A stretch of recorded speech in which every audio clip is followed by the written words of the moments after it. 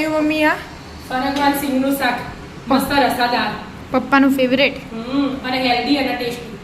કેવી રીતે બનાવ્યું? હેડ શીખવાડે તને એનું જો સરગવો લઈ લીધો 3 સિંગ જેવો ધોઈને તૈયાર જ છે સમારી અને એમાં થોડુંક પાણી લીધું આપણે અને મીઠું નાખી જરાક જ વધારે નહીં નાખવાનું જરાક મીઠું નાખીને એક જ સીટી ફૂલ ગેસે મારી દેવાનું એક જ સીટી વધારે નહીં મારવાનું ફૂલ ગેસે મિલ દેવાનું એક સીટી વાગા તરત ગેસ બંધ આ બાજુ એકલા શાક વગાડવા તૈયાર કરીએ આપણે ઓપનિંગ કરી. હા ઓપનિંગ કરી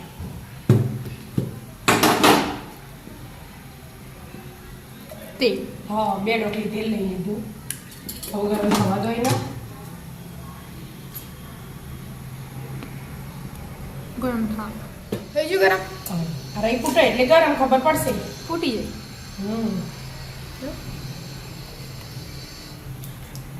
ફૂટે આ બાજુ જીરું નાખી દીધું બહુ બધી જગ્યા જે બાજુ જે ને કોઈ બાજુ નહીં. જીરું નાખી દીધું હવે પહેલા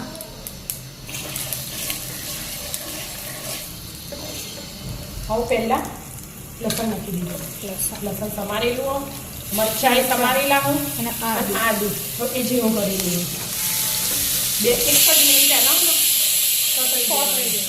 હા આ ગેસ બંધ કરી દીધું એક સીટી વાગી એક મિનિટ થઈ જઈએ આને એટલે પહેલાં ડુંગળી નાખી દેવાની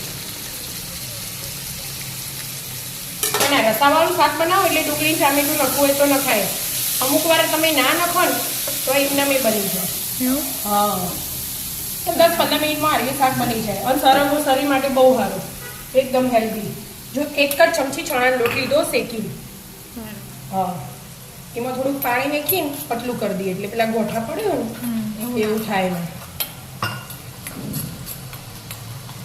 એટલે આ તૈયાર થઈ ગયું એક બાજુ હજી આ ચડો એટલા નાના ચડવા દઈએ પછી ટામેટું નાખીએ થોડુંક એટલા મસાલો તૈયાર કરી દો ચડ મસાલો અંદર નાખવાનું. હા જો મરચું લઈ લીધું લાલ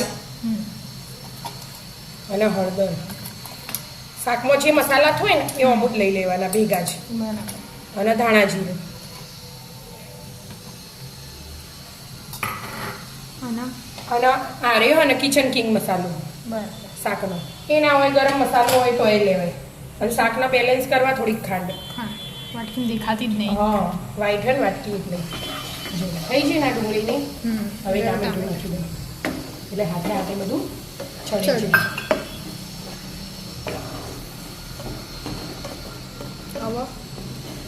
હવે આમાં પાણી રેડી દેવાનું હવે મસાલો ભેગો કરી 5 વસ્તુ થઈ ને એમાં એ થોડુંક પાણી રેડી મિક્સ કરી દેવાનું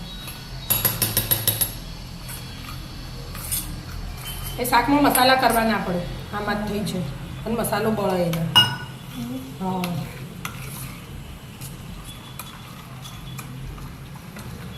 ડાયરેક્ટ કરવા હોય તો ડાયરેક્ટ થાય પણ હું આવી રીતે જ કરું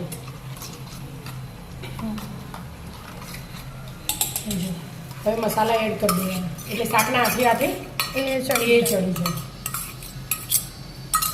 હા ચડવા દે. હા હવે બધું મિક્સ કરીને ચડવા દેવાની થોડો ટાઈમ ચડવા દો. હા ઢોકી દેવાનું થઈ ગયું.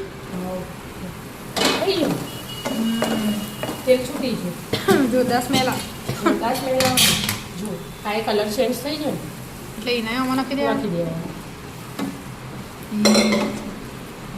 હવે ચણાનો લોટ હવે થોડોક જ ચણાનો લોટ હતો ને આપણે પલાળીને મેલે તો એ નાખી દેવાનું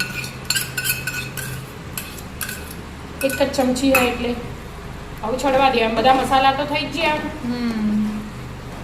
ચણાનો લોટ જેને ના નાખવો એ ઓપ્શનલમાં કાઢી દેવાનું એવું. હા અને પેલું દહીં દહીં તો ચડી રહી ને બેટા પછી એના પછી ચડવા દો.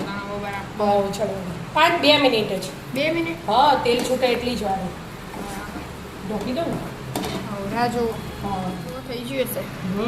જો તેલ છૂટી ગયું. તેલ છૂટી ગયું મસ્ત રસાદાર એકદમ હેલ્ધી ટેસ્ટી સરગવાનું શાક તૈયાર. નહીં યાર છેલ્લું હવે આ દહીં. છેલ્લું દહીં નાખી દેવાનું 1 ચમચી 2 ચમચી પણ આપણા ઘરમાં ખાટું બધા ખાતા નહીં એટલે ખોટ નાખેલી હે પેલું બેલેન્સ કરવા માટે તો એટલે વાંધો નહીં નડો તાણ બની ગયું. હા હવે ધાણા એ બધું ભેગું હલાવી દો